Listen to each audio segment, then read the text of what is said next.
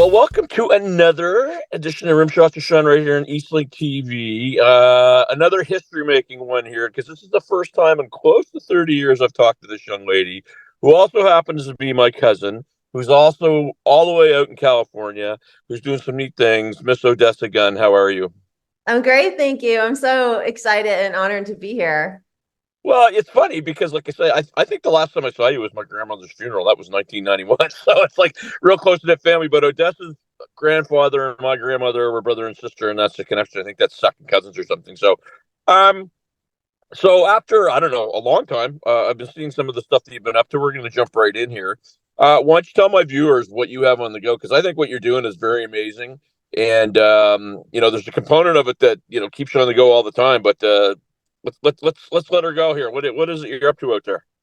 Well, I'm running a 501c3 nonprofit dog rescue, animal rescue, really, because we have sanctuary farm animals, a few of them, and we're a wildlife release site for rehabilitated wildlife here in Sonoma County. So I've been doing rescue for about like 25 years, but it's only been the last 3 that I started my own organization. So it's been really Man, it's been like a huge learning curve, and it's so much fun. It's 7 days a week. It's 24/7. The rescue is on my property, so as you can see in the background, it's like I live with about 30 monkeys basically because I have dogs spanning all ages. Right now, we've got 14 puppies who keep going back and forth between having Giardia and Coccidia, so it's like a constant. I mean, it's so unpredictable, and it's so incredibly deeply, rewarding. But it's also painful and sad, and there's 2 sides of the coin, right? Sure. Um, but it's the most rewarding, most fulfilling thing I've ever done in my whole life. Well, and I mean, obviously, the sad part would be, you take a dog in, you grow attached to them, and you find a good home for them, or an older dog passes away. I guess first off, how many folks do you have working with you? So our team right now is about 33. We're very small, but we're coming up on our I guess our 3rd year. We're rounding off our 3rd year, really. Yeah, and so we're small, but we're doing really good work. Like we've rescued just over 300 dogs, and then we do also low cost medical procedures for folks, low income people who couldn't otherwise get the services that they desperately need for their dogs. Like we do sometimes we'll do like life-saving emergency things because we have an amazing retired vet on our board. So yeah, we put That's him through. fantastic. So you mentioned this is a non-for-profit, so you started it, so you have a board of directors you set up. I guess you said you've been doing it on your own for 5 years. What was the decision for you that you're gonna, okay, I'm gonna do this on my own now? What was it? Just because it was something you wanted to do, you wanted more control? What was it? Well, so in 2019, well, okay, back up a little bit, a few more years ago, in 2017, a house that I had for sale with my ex-husband burned down in the 2017 fires.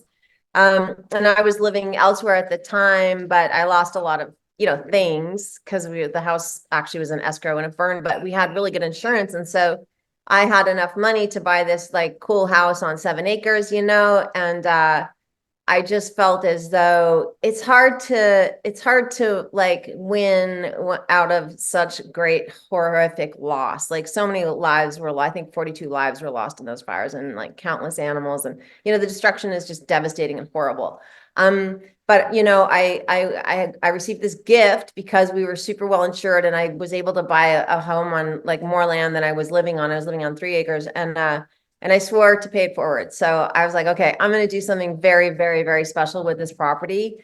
And animals are my passion. I've only got like a couple passions in life, and animals are the biggest one. So it turned into animal rescue, but it's cool because we're affecting a lot of human lives too. Like I didn't anticipate that we would end up helping humans in any capacity, but turns out we are. So it's it's really cool. Well, that's certainly a win-win, and I mean, obviously, the message there is make sure you're well insured for anything because you never know what's going to happen, right? Um, so you mentioned you said 7 acres, Yeah. and I guess what is the max capacity you would have in terms of being for number of animals? You mentioned you have bigger animals. How do you guys kind of sort that out? Well, so we have a permit and we're like governed by Sonoma County Animal Services, and so we're only allowed to have like 10 adult dogs at a time on the property. And that's just because I'm rural residential, I don't live in like a industrial park or something like that. And so that's a limiting factor, but we can have as many puppies as we want. So that helps out a lot. That enables us to have like 5, 6 senior dogs or adult dogs at a time. And then we can have like, like we do right now, we have 12 puppies down in the shelter, which is next to my house on my property. So yeah. Well, you mentioned regulation, and here in Halifax, I mean, they're still trying to figure out if you can have a chicken in your backyard to lay eggs. It's it's pretty silly, right? So, I suppose you have to be regulated because for every good person, there's probably 10 bad people that aren't doing it the right way. So, I do understand that. Do you find it hard sometimes to operate within those regulations that are put out?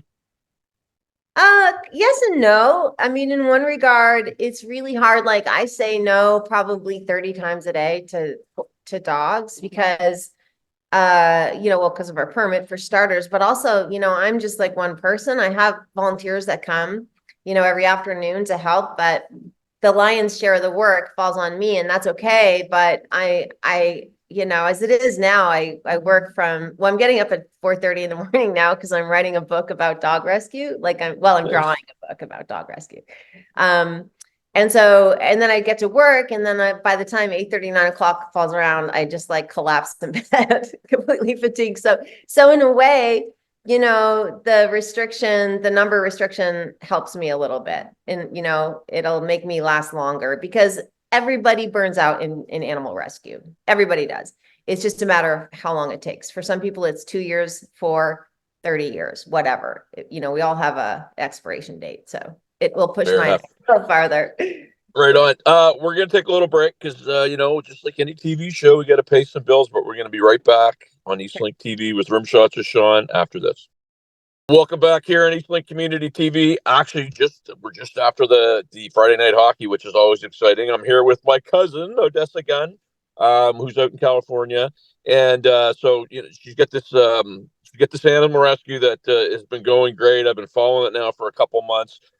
Part of the reason why I want to do this segment is because I want to share it with a bunch of friends of mine. Because as you know, I'm a musician, and I know a lot of people out in California that I think eventually would probably donate to what your cause is. So if you were to give an elevator pitch to some of these guys, some of them are heavy hitters, right? What would your elevator pitch be in just 20 seconds? Well, if you want to save lives, if you want to improve and actually literally save little souls, precious little souls, then that's what we do. You can give us money and we'll do it for you.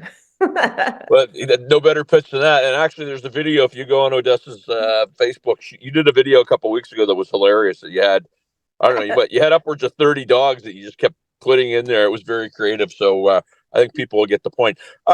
You've been down in the U.S. now. How long? Man, I've been down here since 1996. But during that time, so I came to the US as a bike racer. Right. And I raced, I did all my stuff. I raced for Team Timex. That was with the professional team. And I retired in the year 2000. And my fiance at the time, well, we got married in 2000. His career as a bike racer was taking off. So we lived in Europe for, around 9, 10 months of the year. And then we would come back to California for the off season. But so I've been in the US for, all those years, but also in Europe. So been around. Yeah. And I actually, in Europe, I'd love to get your take on that. I just did a wedding over there in August, and I tell you, outside of the dollar, that was a little bit. Well, I mean, our dollar doesn't stand up anywhere. I mean, we get the Canadian peso up here, but I was in Ireland and had a wonderful time. I thought it was amazing. I've had some friends that have played hockey over there that they just like the fact that you can pretty much go anywhere within 4 or 5 hours and visit a bunch of different places. Yeah, it's really cool. I love Europe. I just love it. I love France. I just everything in France, the fashion, the lavender. You can take your dog in any restaurant, anywhere in France. Those are my people. That's cool. Here, you got to get them. They got to be called rescue dogs now, or you can't do that. But luckily, It's not super difficult because in this world of PTSD and stuff now, people are able to get that taken care of pretty quickly. So, Yeah. um, and if I remember correctly, you get out of professional cycling because you had an injury. Was that the gist of it? Yeah, I kind of wrapped myself around a guardrail. So Yeah, that'll do it. yeah, I was really good at descending. I'm 5'9", so I'm like on the bigger side and I put muscle on really easily, unfortunately. And so I was like big, so I wasn't that great of a climber. So I really was focusing on honing in my descending skills. So I was in a rotation with a bunch of professional men, and we were descending this like super switchbacky kind of gnarly descent here in Sonoma County.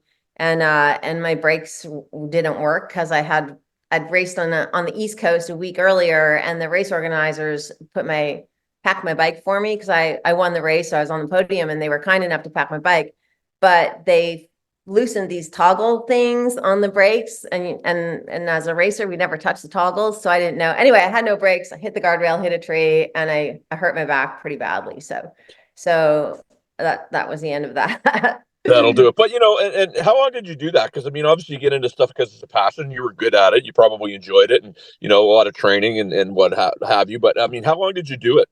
I only raced my bike for like 5 years. Okay.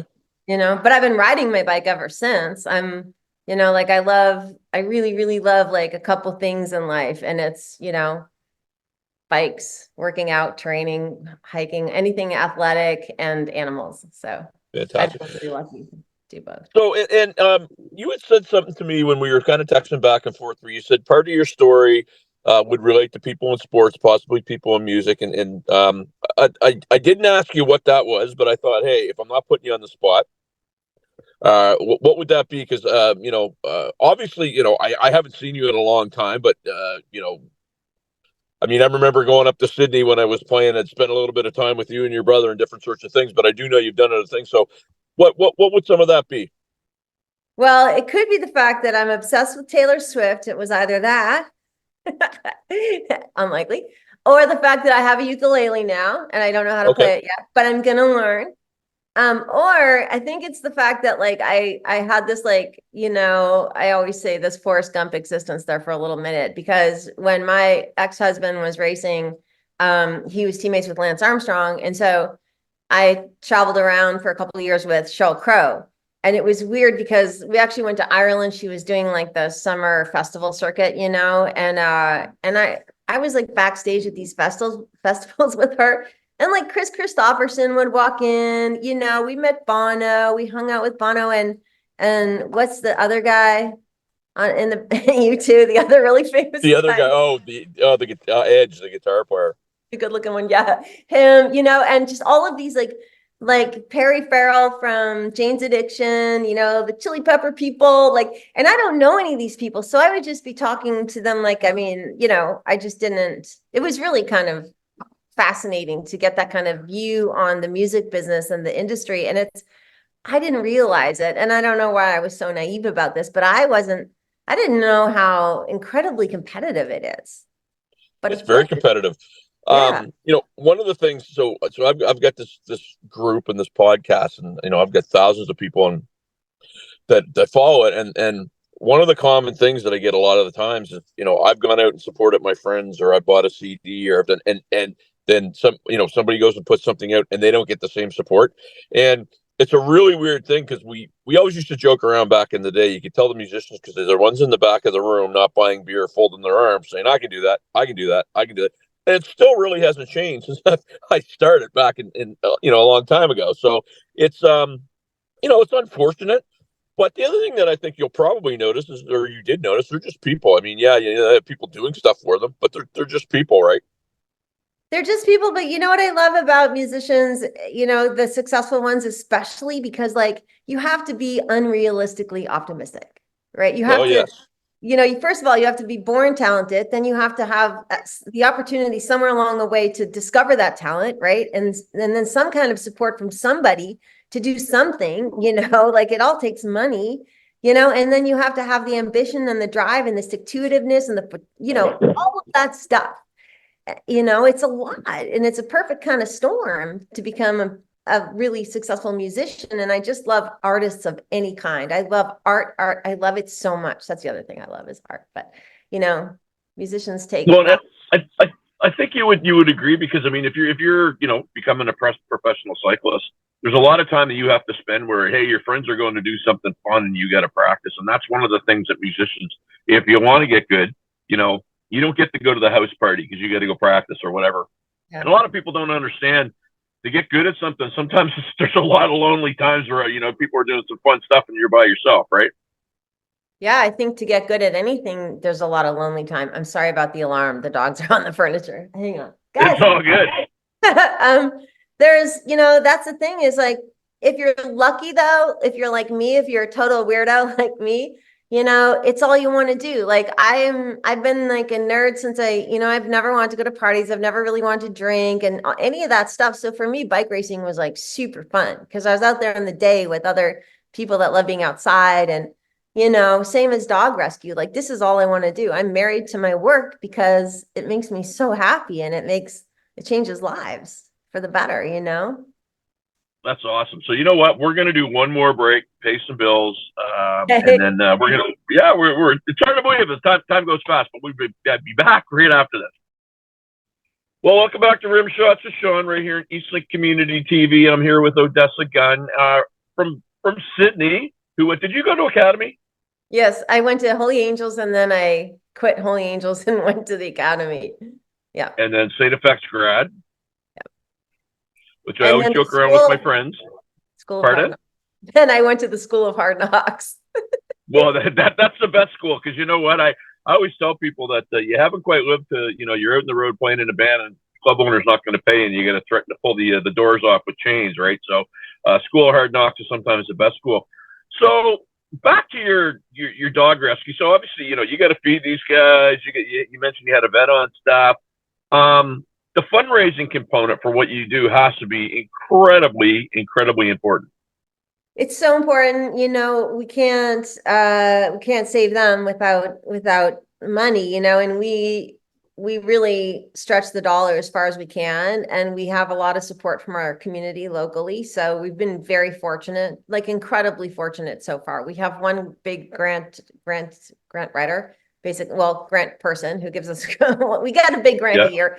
And then the rest just comes from, local people who love dogs. It's really cool because we've been so far, knock on wood, we've never had to struggle. We had two dogs who needed extensive dental surgery. They were in like excruciating pain. They get these things called oral nasal fistulas, which is like a hole in the roof of the mouth, and they can have multiple ones, and it's really painful, and their food goes up in their sinus cavity. And so anyway, those dogs, that was like $20,000 worth of surgery just for the two Wow. dogs. So yeah, we get a lot of expensive cases. But then we'll just do a plea. We'll put a plea out and say like, hey, we have to help this little guy. Can anybody? And people step up, man. People are so kind and generous. No, that's amazing. Yeah. I'm doing. I'm going to be part of a benefit in February. We've actually got it's three bands. They're all fronted by amazing female singers, and it's for the SPCA up here. Which Oh.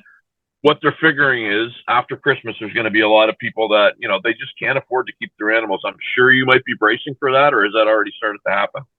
We just have been in this like flood of animals like for the last 3 years. Like I think a lot of it was people that adopted dogs during the pandemic and just were Right. short-sighted and didn't think like, oh, someday I'm gonna have to go back to work, like. Yeah. And so we're still seeing those dogs coming in, but it's just really, really, really bad down here. We just have had, I mean, there's never a lull in the dogs, coming down the river, and we're just pulling them out as fast as we can. And it's like, we can't rescue our way out of this problem, but we don't know how to fix it. We have to, for starters, stop people from breeding dogs. I don't care if they're like breeding 1 litter a year or 20 litters a year, that has to stop. In the Yeah. world, we have roughly 700 million stray dogs on this globe, right? Wow. 700 million. And that doesn't even take into consideration the 52 million dogs that are in the meat trade in Asia. And so those dogs are living in the most horrific conditions you could imagine. And then they're tortured for up to 40 hours before they're killed because they think it makes the meat better. So Wow. I think that people want to breed dogs on top of all that. Like, why don't we focus on that first? Why don't we get that under control? It just makes no Yeah. sense to breed more dogs. It's just so It shallow. doesn't. And I always remember Bob Barker, have your pets spayed or neutered, and it was just like, Yeah, it's why like, does he say that? But we know why he says that, right? yeah. Um, so in your, and I don't know if it's an industry. I don't know if you guys would call it an industry, but with what you're doing, would there be other rescues around your area that hey, we're at the capacity? Go talk to Bill or go talk to Sally. Does that exist within your network? Yeah, and that's partly why I'm here in Northern California, because like there are so many like-minded people. There's so many people doing the same thing that we're doing, and we all support each other. We're like a network, a sisterhood network, There's some brothers in there, but it's mostly women. And Yeah. so we really work together. We help each other out. And it's, I mean, I'm constantly asking mentors of mine, like women that have been doing this for much longer, for advice and stuff. And they're always immediately willing to help. And then we have like a huge like portion of the population that wants to volunteer. Lots of people that want to donate. It's a really good place to rescue animals, Northern California. Well, that's fantastic. It's hard to believe that our time is up, but I'm glad we got to do this. Hey, I'm glad I got to reconnect with you because it's been far too long. I think what you're doing is amazing. As an animal lover myself, it always pains me when somebody takes something on that's probably a little bigger than what they're able to handle, and then they can't figure out what to do. So I mean, that's amazing. Where do my viewers, and you're going to be in Canadian TV, and you're going to be on my channel, where do my viewers find out about what you're doing, how they contact you, etc.? Sure thing. It's littletrooperranch.org. So it's Little Trooper Ranch. It's not plural.org.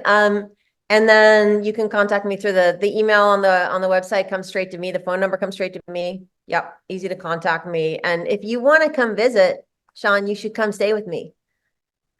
I would love that. You know what? And when we're off camera, we'll talk about that because I'm blessed that I get invited to do different things through this stupid little thing that I started 3 years ago. So yeah, we should talk about that. Odessa Gunn, we gotta make sure we stay in contact way more than 30 years because I'll probably be dead by then. You'll probably still be doing your rescue ranch. But thanks a lot for that. Bye, Canada. Tune in next week, kids. We'll talk to you.